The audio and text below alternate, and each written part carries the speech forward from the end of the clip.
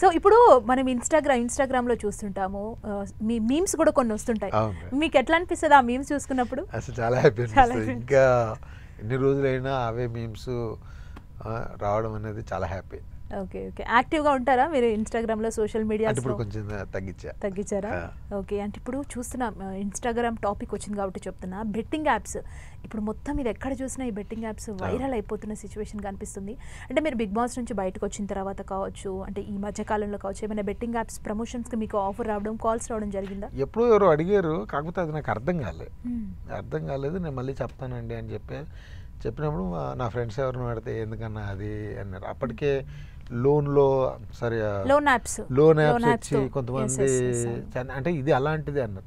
అమ్మ ఎందుకు వచ్చింది అంటలేరా బాబు, ఇది మనకు తెలియని దాని గురించి ఎందుకు అనుకొని ఊరుకున్నా. అంటే చాలా మంది బెట్టింగ్ యాప్స్లో డబ్బులు పెట్టి చనిపోతున్నారు. అవేర్నెస్ ఇప్పుడు స్టార్ట్ అయిపోయింది ఒక్కొక్కరిలో.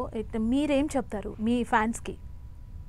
అది ఇప్పుడు నా ఫ్యాన్స్ లేకపోతే ఎవరైనా కదండి, ప్రతి ఒక్కరికి చాలా తెలుసుకోవాల్సిన విషయం. ఇప్పుడు మన తాతలు, మన తండ్రి వీళ్ళందరూ ఎవ్వరు కష్టపడింది రూపాయి రాదు, ఏది వచ్చినా ఉండదు.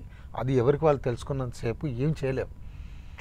ఇప్పుడు మనకంటే దానికి తెలవాలి అంటారు చిన్నప్పుడు. మా నాన్నమ్మలు అమ్మమ్మలు అంటే వాని సోయి వానికి ఉండాలి అంటారు. అది అసలు చాలా గొప్ప ముచ్చట. నీ సోయి నీకు ఉండాలి అన్నప్పుడు అది ఎంత గొప్ప ముచ్చట అంటే నీ గురించి నీకు తెలవాలి.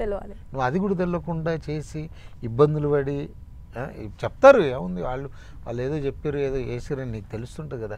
కానీ ఇది పల్లెటూళ్ళకు ఒక వైరస్ లాగా పాకిపోయింది.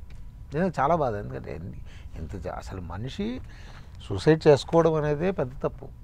ఇలాంటి ఇబ్బందులు పడి సూసైడ్లు చేసుకొని వాళ్ళ ఫ్యామిలీలు ఏంటి, ఇప్పుడు ఒక కొడుకు పోతే తల్లిదండ్రుల పరిస్థితి ఏంటి.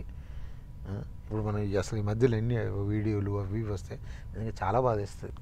కాకపోతే మన జాగ్రత్తలు మనం ఉండాలి. ఎగ్జాక్ట్లీ. అది ఉన్నంతసేపు ఏం చేయలేం.